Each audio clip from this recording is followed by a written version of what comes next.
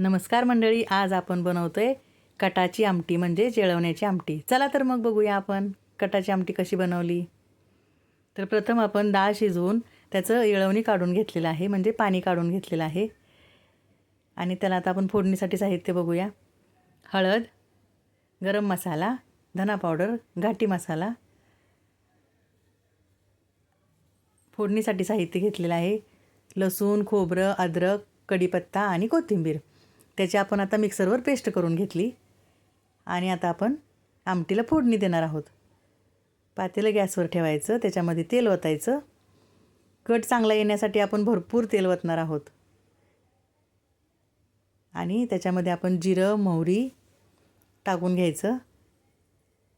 ते तडतडलं की थोडंसं हिंग टाकायचं आणि आपण जे लसूण खोबरं केलेलं आहे ते त्याच्यामध्ये टाकून घ्यायचं। हे लसूण खोबरं बारीक करताना मी त्याच्यामध्ये थोडीशी 2-3 कढीपत्त्याची पानं आणि कोथिंबीर पण बारीक केलेली आहे।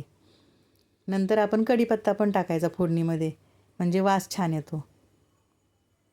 आता आपण जे पावडर मसाले घेतलेले आहेत ते सगळे टाकून घ्यायचे। गरम मसाला, हळद, धना पावडर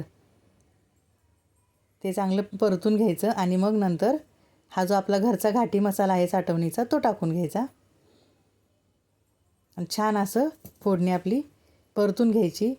थोडीशी फोडणीमध्ये कोथिंबीर टाकायची आणि नंतर मग येळवणी काढून जे घेतलेलं आपण पाणी आहे डाळीचं ते ओतायचं आणि अशा पद्धतीने आपली कटाची आमटी तयार झाली।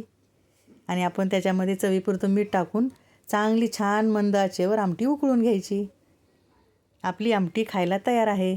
चला तर मग करून बघा कटाची आमटी। माझ्या चॅनलला लाईक करा, शेअर करा आणि सबस्क्राईब करा।